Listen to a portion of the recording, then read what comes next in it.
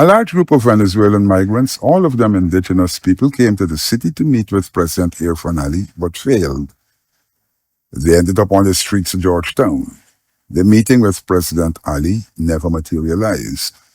They were women and babies. Was that they came to Georgetown following discussions that they said they had with the president of Guyana, President Irfaan Ali, seeking support and some sort of intervention for them.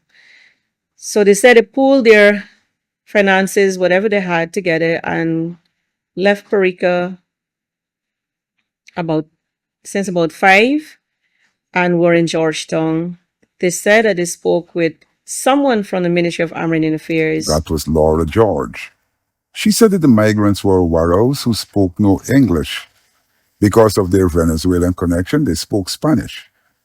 Ms. George said that the Alliance for Change sought help for the migrants. At some point, Minister Kwame McCoy came, so I was relieved that the government was here, the government rep was there, and they would look into their plight and their situation. Sadly, though, that became, it ended up being the government rep walking off after talking with the indigenous, is it migrants, refugees? By this time, AFC leader Nigel Hughes had offered to house the migrants for the night. The migrants said that they had spoken with the permanent secretary but got precious little support. The government of Guyana has to let us know what are systems in place that should a group suddenly find themselves in the city.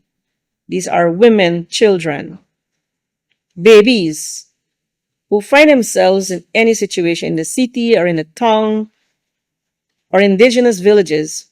What are mechanisms in place that we as a nation can know who to go to and where do we go to ensure that indigenous peoples like myself and many of those indigenous peoples in Guyana can go to seek help. Mr. Nigel Hughes said that the spokesperson for the Warraus had been in Guyana for some 4 years. Perhaps one of the most important issues that Guyana has to face and needs to face immediately, and that is the question of what is our immigration policy. First of all, in relation to economic migrants, we would expect that these people are being documented and there is a clear policy from the government on how to treat with persons who are in those circumstances, economic migrants. Lo and behold, sometime during the course of last night and early this morning, we learned that Lieutenant Colonel Joseph Edgehill from the Guyana Defense Force, who said he was speaking on behalf of the president, said that what they had done was they fed these people sometime during the week, and then they transported them to Perica, where they fed them again and then left them. Lieutenant Colonel Edgehill took to social media to explain his role in the affair. He said that on meeting the migrants, he took them to the one Guyana kitchen across the road from State House. We then gave them hampers as instructed by His Excellency.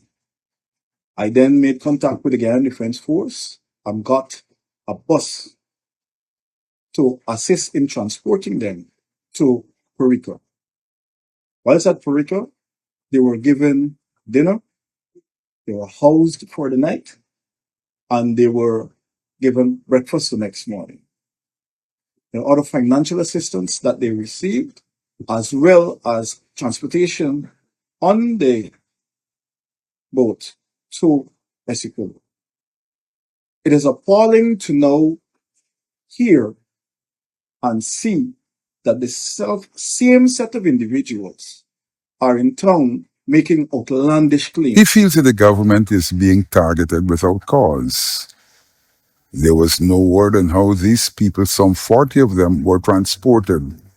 There was also no word on why the meeting with the president never took place. The Warraus claimed that they were invited to the city by the president.